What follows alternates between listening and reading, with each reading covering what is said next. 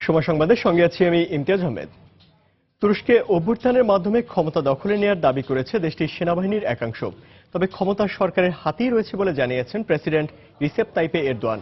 আঙ্কারায় 17 police সদস্য সহ 42 জন নিহতের খবর পাওয়া গেছে। সামাজিক যোগাযোগ মাধ্যমে প্রকাশিত ভিডিওতে আঙ্কারা রাস্তায় বেসামরিক নাগরিকের উপর হেলিকপ্টার থেকে গুলি ছুটতে দেখা গেছে। একই সঙ্গে দেশটির গণমাধ্যম আল হুরিয়াত ও সিএনএন এর তুরস্ক কার্যালয় দখলে নিয়েছে সেনাবাহিনী।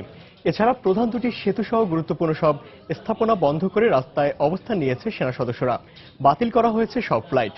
এদিকে আজ পার্লামেন্টের জরুরি অধিবেশন ডাকা হয়েছে। শুক্রবার মধ্যরাতে হঠাৎই তুরস্কের একটি টেলিভিশনে দেশটির নিয়ন্ত্রণ নেয়ার দাবি জানিয়ে সামরিক আইন জারির ঘোষণা দেয় সেনাবাহিনীর একাংশ। একই সঙ্গে কারফিউ জারি করে রাজধানী আঙ্কারা ও ইস্তাম্বুলের বিমানবন্দর সহ গুরুত্বপূর্ণ সব স্থাপনা বন্ধ করে রাস্তায় অবস্থান নেয় সেনা সদস্যরা।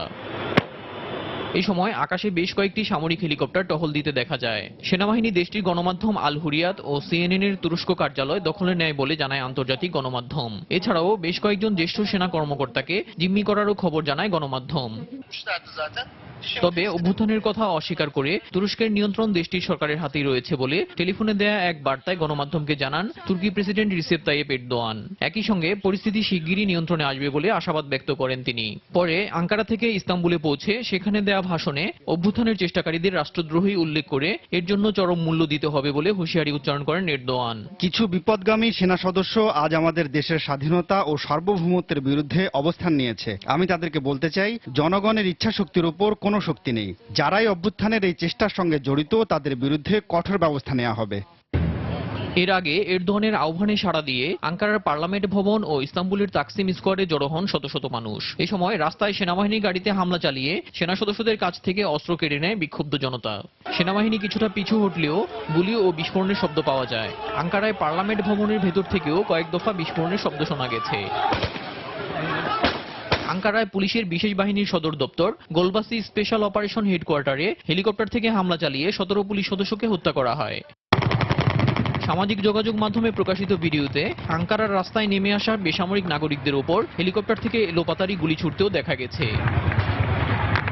ইস্তাম্বুলের রাষ্ট্রীয় টেলিভিশন টিআরটির ভবনে প্রবেশের সময় 4 সেনাকে গ্রেপ্তার করে পুলিশ। সেনাবাহিনীর কারা এই অভ্যুত্থানের চেষ্টার সঙ্গে জড়িত সে সম্পর্কে এখনো নিশ্চিত করে কিছু জানা যায়নি।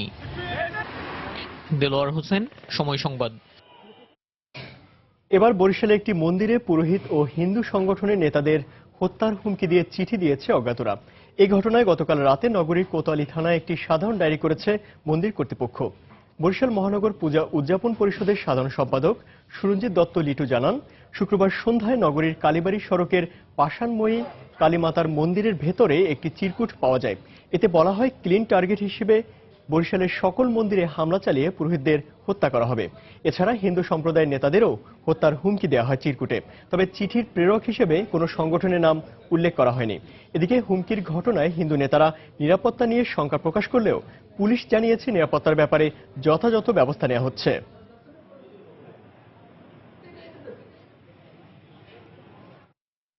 আমরা এই বিষয়টিতে বরিশালের হিন্দু সমাজ অত্যন্ত শঙ্কিত, ভীত, সন্ত্রস্ত অবস্থায় আছি। সামগ্রিক দেশের বিভিন্ন কারণেই সন্ত্রস্ত। এই কারণে বরিশালে আমরা যেরকম ছিলাম এখন আরো সংখ্যাটা বেড়ে গেল। এই বিষয়টিকে আমরা কোনোভাবেই ছোট করে দেখছি না। আমরা ইতিমধ্যেই বরিশাল শহরের গির্জা, মন্দির এবং সাধারণ নাগরিকদের নিরাপত্তার জন্য আমরা পুলিশ খুব তৎপর। আমাদের কমিশনার মহোদয়ের নেতৃত্বে আমরা কাজ করছি, বিভিন্ন জায়গায় চেকপোস্ট করছি সকাল বিকাল, এবং বিভিন্ন যে ঝুঁকিপূর্ণ এলাকায় পুলিশ মোতায়েন রয়েছে। অপুষ্টিজনিত অন্ধত্ব নির্মূলে রাজধানীর কুর্মিটোলা জেনারেল হাসপাতালে জাতীয় ভিটামিন এ+ ক্যাম্পেইনের প্রথম রাউন্ডের উদ্বোধন করবেন স্বাস্থ্য প্রতিমন্ত্রী জাহেদ মালিক। সেখানে আছেন আমাদের সহকর্মী মুজাহিদ শুভ। সেখানকার খবরাখবর জানতে সরাসরি চলে যাচ্ছি তার কাছে। শুভ। ইমতিয়াজ, আপনি জানেন আজকে সকাল 8টা থেকে কিন্তু সারা দেশে ভিটামিন এ ক্যাপসুল শিশুদের খাওয়ানো শুরু হয়েছে। এক্ষেত্রে কিন্তু 6 মাস বয়সী শিশু থেকে 59 মাস বয়সী শিশুদেরকে এই ভিটামিন এ ক্যাপসুল খাওয়ানো হবে। তবে কুর্মিটোলা জেনারেল হাসপাতালে সকাল 10টার সময় স্বাস্থ্য প্রতিমন্ত্রী জাহিদ মালিক তিনি আসবেন এবং তিনি এই জাতীয় ভিটামিন এ+ ক্যাম্পেইনের উদ্বোধন মূলত করবেন। তো এখানে স্বাস্থ্য প্রতিমন্ত্রীর জন্য কিন্তু সবার এক ধরনের অপেক্ষা। তিনি উদ্বোধন করবেন। তবে একটি কথা জানিয়ে রাখি যে 2 কোটি অধিক শিশুকে কিন্তু এই ভিটামিন এ ক্যাপসুল খাওয়ানো হবে এবং সকাল 8টা চলবে হচ্ছে বিকেল 4টা পর্যন্ত এবং সারা দেশে 1,20,000 স্থায়ী ক্যাম্পের পাশাপাশি কিন্তু বিভিন্ন ধরনের অস্থায়ী ক্যাম্পেও খাওয়ানো হবে। যেমন ভ্রাম্যমাণ কেন্দ্র রয়েছে, বাস স্ট্যান্ড, লঞ্চ ঘাট, ফেরিঘাট, ব্রিজের টোল প্লাজা, বিমানবন্দর, রেল স্টেশন, মানে বলা যায় যেই জায়গাতে সবাই যাতে সব ধরনের সব শিশু যাতে এই ভিটামিন এ প্লাস ক্যাম্পেইনের আওতাভুক্ত হতে পারে সেজন্য মূলত কিন্তু এই ধরনের ব্যবস্থা নেওয়া হয়েছে। এবং এখানে আপনি দেখতে পাচ্ছেন যে স্বাস্থ্য মন্ত্রণালয়ের সচিব সহ স্বাস্থ্য মন্ত্রণালয়ের কর্মকর্তা এবং কুর্মিটোলা জেনারেল হাসপাতালের পরিচালক তারা কিন্তু এখানে উপস্থিত হয়েছেন।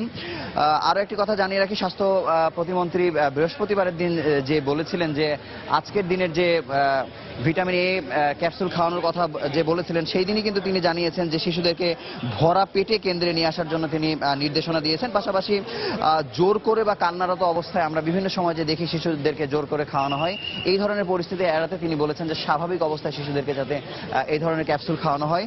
আর ভ্রাম্যমাণ যে অতিরিক্ত প্রায় 20,000 ক্যাম্প রয়েছে সেই জায়গায় 3 জন করে প্রশিক্ষিত স্বেচ্ছাসেবক থাকবেন।